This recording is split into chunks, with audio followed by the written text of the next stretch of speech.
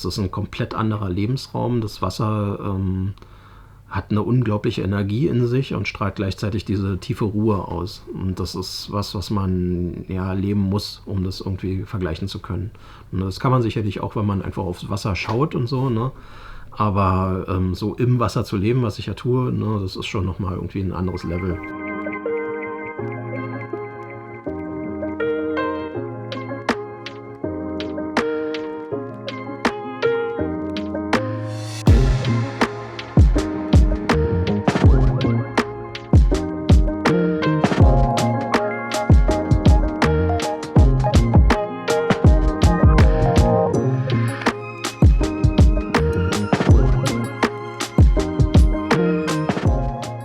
Ich bin Jens und ich wohne jetzt schon seit 6 Jahren hier auf der Ondernemming, auf einer niederländischen Tjalk, einem guten alten Plattbodenboot.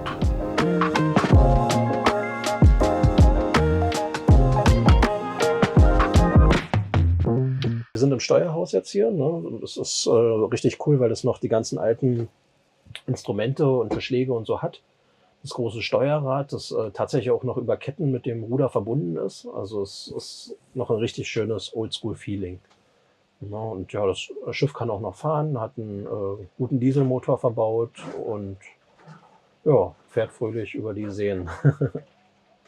Kaum Tiefgang, kaum Durchfahrtshöhe, sodass man auch durch jede Schleuse kommt, durch jede Brücke in jeden See rein. Ich habe hier einen kleinen Arbeitsplatz mehr eingerichtet. Wir haben Starlink und LTE hier verbaut und da kann ich schön von hier aus arbeiten. Ich arbeite für ein traditionelles Bootshaus als digitaler Projektmanager hier vom Boot aus und das macht super Spaß. Wir sind jetzt gerade an so einem neuen Projekt dran, wo wir den Leuten wieder den Zugang zum Wassersport ermöglichen wollen über ein Flatrate-Boat-Sharing-Modell. Eine super interessante Sache. Wer im Süden von Berlin unterwegs ist, kann sich da gerne anschließen und für einen schmalen Beitrag im Jahr so viel Boot fahren, wie er will. Ich war davor, vor dem Hausboot, alleinerziehender Papa, habe von Provisionen gelebt, hatte ein Einfamilienhaus, was ich mir selbst finanziert habe, mit dem dazu passenden tollen Bankkredit und all dem. Und das war mitunter sehr herausfordernd für meine Psyche, sage ich mal. Ne? Also gerade das Provisionsgeschäft, da gab es dann so mal einen Dezember, wo man zum Beispiel nichts verkauft hat, keine Provision bekommen hat. Und das ist ja gerade zum Jahreswechsel was man richtig gut gebrauchen kann. Ne? Und dann mit dem Bankkredit fürs Haus, was man aber trotzdem jeden Monat bedienen musste und den ganzen mit verbundenen Verpflichtungen, war das mitunter sehr haarsträubend, sage ich mal. Und mit nur einem Einkommen und einem kleinen, also einem Teenager zu Hause, das hat mir schon ganz schön die Haare zu Berge stehen lassen. Ich habe deswegen eigentlich versucht, meinen Rentenplan vorzuziehen. Mein Rentenplan war immer alles verkaufen und auf ein Schiff ziehen. Und dann war die Gelegenheit günstig, das Haus mit ein bisschen Gewinn zu verkaufen und dann ja, kreditfrei quasi auf dieses Boot zu ziehen. Das ist meine Kuschelecke hier. Das ist der Oberteil der Achterkabine. Und hier war immer nur ein Holzbrett und ich wollte das unbedingt nutzen, weil es auch keinen richtig coolen Fahrstand gibt und so. Und wenn man jetzt mit dem Boot fährt, dann kann man das so super entspannt machen. Und ja, außerdem kann man hier cool sitzen im Sommer, die Sonne geht da hinten unter, man sitzt hier schön, schaut da irgendwie ein YouTube-Video auf dem Monitor und kann hier gleichzeitig den Sonnenuntergang genießen, die ganze Natur um sich herum. Und außerdem ist es auch mein Gästebett. Wenn Gäste zu Besuch kommen, dann machen die sich hier schön lang. Ich habe jetzt überall Jalousien, also hier Gardinen, dass man hier auch verdunkeln kann, was den Gästen meistens ganz wichtig ist. Und ja, dann kann man hier eine schöne Nacht verbringen. Ich habe einen vollwertigen Wasch-Trockner-Kombination, kann hier waschen und trocknen. Und ja, funktioniert auch gut. Ich muss die Wäsche immer noch waschen, aber ich wollte sie nicht aufgehängt haben.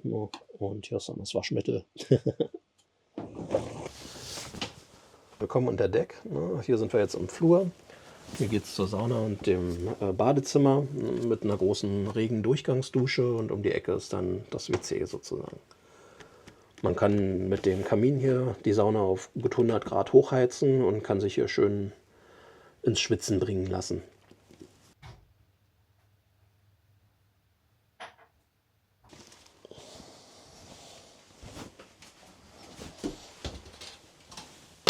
Zack, zack, so.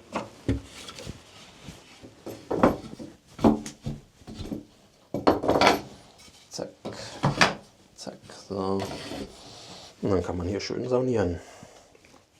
Gibt hier elektrische Fußbodenheizung und mein Saunaofen. Das Boot habe ich bei Kleinanzeigen gefunden. Es hat sich ergeben, dass ich halt schon länger nach Booten geguckt hatte und dann war genau dieses Boot verfügbar. Und ja, 2 Treffen vereinbart und das war eine Reederei, die das zu verkaufen hatte, fand ich super und habe das dann direkt abgeholt und mit den Vorbesitzern dann zu meinen Großeltern überführt, was mein erster Liegeplatz war. Mein Opa hatte ein Wassergrundstück, was sehr, sehr gut war. So hatte ich die größte Hürde schon genommen, nämlich man braucht ja einen Liegeplatz für so ein Boot. Der Liegeplatz, wo ich jetzt bin, ist ein Kinderferienlager, das meinem allerbesten Freund gehört, schon seit Grundschulzeiten. Und er lässt mich hier großzügigerweise quasi an seiner Uferkante liegen. Genau. Hier ist die Küche, ne, mit großem Gastrobackofen und Herd. Ne, hier habe ich gerade den leckeren Käsekuchen gezaubert. Meine Vorbesitzer haben das Schiff als Fahrgastschiff benutzt und haben hier so Dinnerfahrten gemacht. Und die haben mir den Herd Gott sei Dank überlassen. Wir haben hier eine Photovoltaikanlage mit 2,2 kW oben auf dem Dach vom Steuerhaus. Ich habe 2 5 kW Tesla-Batterien verbaut, also 10 kW an Akku und einen 5 kW Victron-Wechselrichter und bin jetzt aber hier auch am Landstrom angeschlossen. Und um auf gar keinen Luxus zu verzichten, ich bin ja mit meiner Tochter hier eingezogen, habe ich auch einen Geschirrspüler eingebaut. Das ist der Salon. Hier kann man schön sitzen und sich einen Videoabend machen. Falls mal das Wetter nicht so schön ist. Den Kamin könnte man noch als alternative Wärmequelle benutzen. Das ist so ein Benjamin Franklin Patent. Guter Gusskamin. Allerdings ist der sehr schwer zu regulieren. Wenn der mal richtig Fahrt aufgenommen hat, dann glüht er rot und hier drin ist Bolle warm und die ganze Hitze verpufft durch den großen Schornstein nach oben. Deswegen benutze ich ihn jetzt mit Kerzen. Ist ein bisschen entspannter und trotzdem sehr gemütlich. Perimenopause ist ehrlich gesagt kein Spaziergang. Und ich glaube, viele Frauen merken Symptome, Schlafprobleme, innere Unruhe, veränderte Haut oder Haare und wissen gar nicht, dass sie schon mittendrin sind. Und deshalb habe ich meine Routine bewusst angepasst. Ich nehme zum Beispiel die Ruhewurzel von Ashwagandha und das ist für mich abends der absolute Gamechanger. Es bringt mich runter, es hilft mir besser in den Schlaf zu finden, gerade in dieser Phase extrem wertvoll. Und ganz klassisch natürlich Magnesium für meine Muskeln, weil ich auch regelmäßig Sport mache. Und Vitamin D, nachdem ich einmal einen ganz starken Mangel hatte, nehme ich das wirklich ernst. Was ich wichtig finde, viele medizinische Studien wurden lange überwiegend an Männern durchgeführt und weibliche Symptome, gerade rund um die Perimenopause oder Menopause, die werden deshalb nicht richtig eingeordnet oder noch viel schlimmer nicht mal ernst genommen. Und für mich ist es umso wichtiger, selbst aktiv zu werden, regelmäßig Blutwerte zu checken und bewusst zu ergänzen, wenn ich merke, mein Körper braucht Unterstützung. Und genau deshalb mag ich Naturtreu. Die Produkte sind zu 100% vegan, ohne unnötige Zusatzstoffe, unabhängig geprüft und werden in Deutschland entwickelt. Pflanzlich, durchdacht und auf die Bedürfnisse abgestimmt, die wir als Frauen in bestimmten Lebensphasen einfach haben. Und wenn du deine Routine auch bewusster gestalten möchtest, unabhängig davon, welches Geschlecht du hast, dann kannst du bis zum 21. März mit meinem Code PEACE-20 20% auf alles bei Naturtreu bekommen. Danach gibt es weiterhin 15% für Neukunden und 10% für Bestandskunden. Alle Infos findest du in der Videobeschreibung.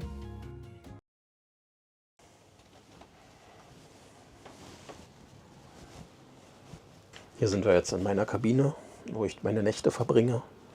Ja, ich jetzt vor kurzem mal schön renoviert. Hier die Wände ein bisschen mit Stoff bezogen. Alles mal angestrichen.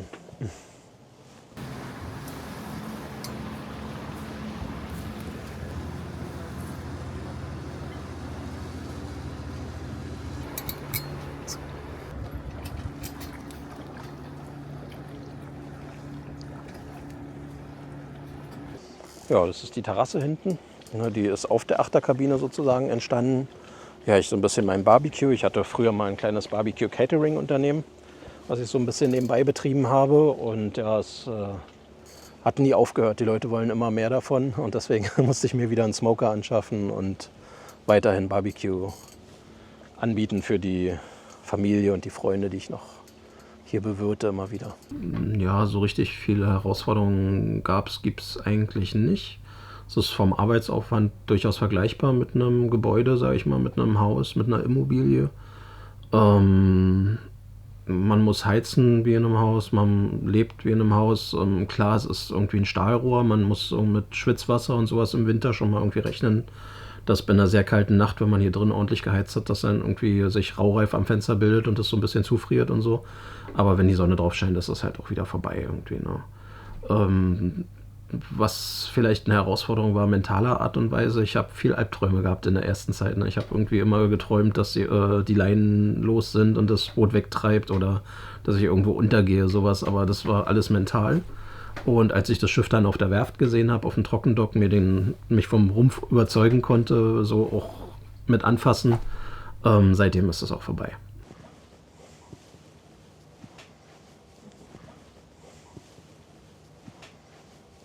Das ist hier die Achterkabine. Das ist ehemals die ganze Kapitänswohnung, wo die ganze Familie vom Kapitän drin gewohnt hat. Kann man sich gar nicht so vorstellen. Hier hat meine Tochter zuletzt ihre Kabine gehabt, bevor sie ausgezogen ist. Sie ist jetzt erwachsen. Und jetzt ist es so ein bisschen mein Hobbyraum hier. Ich habe hier meinen ganzen Kram reingeschmissen, als ich von meinem letzten Liegeplatz weggefahren bin und habe hier seitdem so ein bisschen meine Werkstatt drin. Das wird der neue alte Motor, den habe ich jetzt gerade bei Kleinanzeigen erworben für meine Schwalbe, die immer noch in Einzelteilen hier an Land in einem Schuppen verstaut ist, die ich hoffentlich bald mal irgendwann fertigstelle. Also ich würde es halt verkaufen, weil es für mich immer noch so ein bisschen zu viel Besitz ist. Also es ist für mich allein fast zu groß, könnte man sagen, ne? Mit der Achterkabine und dem ganzen Luxus. Ich will flexibler sein, um zu reisen, und ich will mein Leben auch noch weiter minimalismusmäßig gestalten. Also ich habe immer noch viel zu viel Besitz. Ich habe im Vorfeld für den Dreh jetzt auch wieder viel vom Boot runtergeräumt. Einen ganzen kleinen Anhänger voll, was ich mit Sicherheit nicht wieder an Bord hole. Und ich hatte das ganze Zeug aber, und ich könnte das noch 20 Mal machen, das wäre immer noch zu viel. Also ich will echt weniger haben. Ich will weniger besitzen, weniger an die Dinge, die ich besitze, gebunden sein und da ein bisschen entspannter unterwegs sein. Ich versuche das jetzt ja schon eine Weile so ein bisschen über Kleinanzeigen wieder zu verkaufen, und es kommen viele Leute besichtigen, finden es total toll und interessant und würden sich auch wünschen, das irgendwie zu machen. Aber Liegeplatz ist ein Riesenthema. Das ist, was den meisten tatsächlich fehlt. Ne? Sie haben einfach gar keinen Liegeplatz und so. Und ich empfehle den Leuten eigentlich immer so, versuchen, das auf Vitamin B zu machen. Also wenn man jemanden kennt, der zum Beispiel ein Wassergrundstück hat, sich damit ranzulegen oder mal mit dem Stand-Up-Paddleboard die Flüsse in der Heimat so ein bisschen abzukrabbeln. Ob da nicht Sommergrundstücke sind, die kaum noch genutzt werden, oder wo sehr alte Leute drauf sind, die sich vielleicht freuen, wenn dann auch jemand kommt, der das so ein bisschen mitnutzt. Ne? So war es bei meinem Opa. Mein Opa war 94 und der konnte sich um sein Sommergrundstück ja kaum noch kümmern. Ne? Und er war super happy, dass ich da angelegt habe und dann quasi den Garten mich mit drum gekümmert habe und so. Ne? Und ich wette, das funktioniert auch, wenn man Leute hat, die jetzt nicht Familie sind, aber wo man auf ein gutes Verhältnis vielleicht mit denen ein cooles auch Sharing-Projekt wieder hätte. Ne? Wo man dann eben die Wasserfront sich teilt, statt halt, dass die Leute dann damit das alleine sind. Ich glaube, wenn man da auf eine persönliche Schiene rankommt und auch was anbietet, was nicht per se Geld ist, wie es bei den Yachthäfen ist, sage ich mal, sondern Menschlichkeit, ich glaube, das würde gut funktionieren.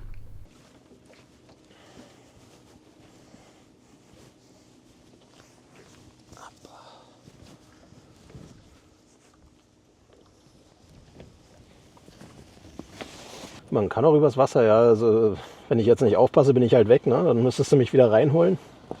Aber grundsätzlich ist das möglich.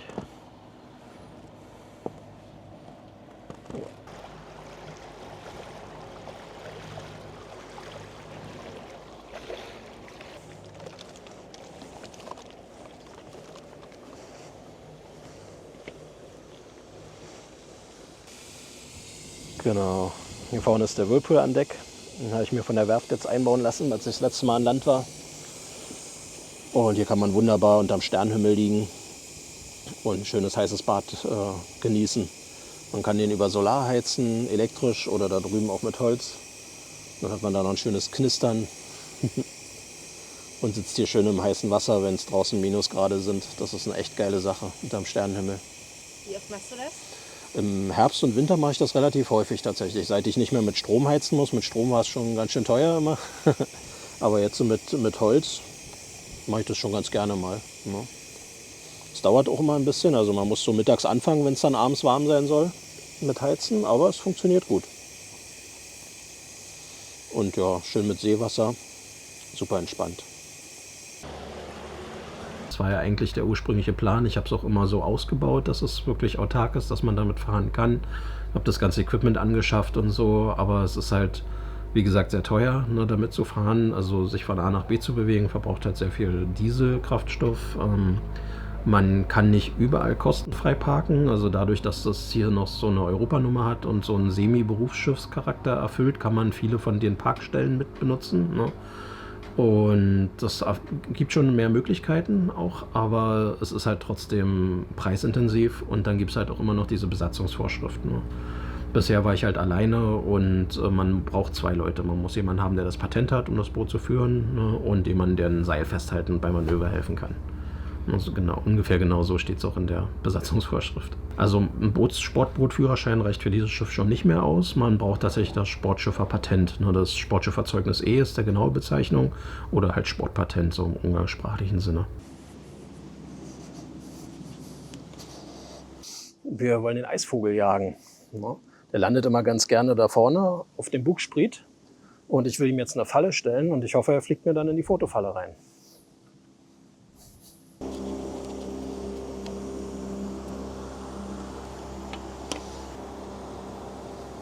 Oh, das war's im Grunde genommen. Wenn sich jetzt da ein Eisvogel anfindet, dann haben wir ihn auf jeden Fall auf Foto.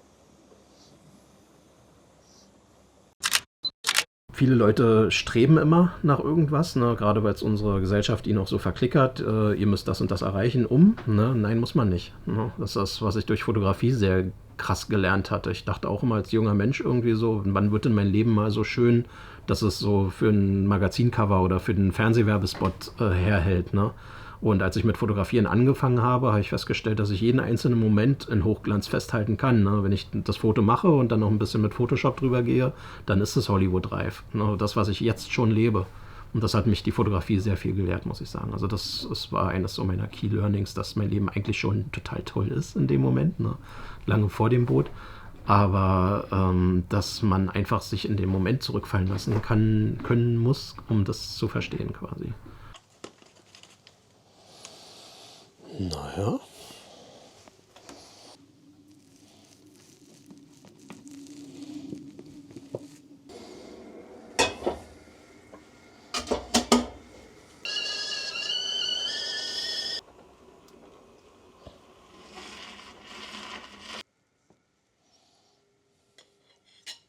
Die 6 Jahre, die ich hier gelebt habe, waren auf jeden Fall jeden Tag auch wert. Jeder Sonnenuntergang, jede Vogelbegegnung, das in See fallen einfach nach der Sauna oder früh am Morgen. Also es ist legendär schön, muss man so sagen.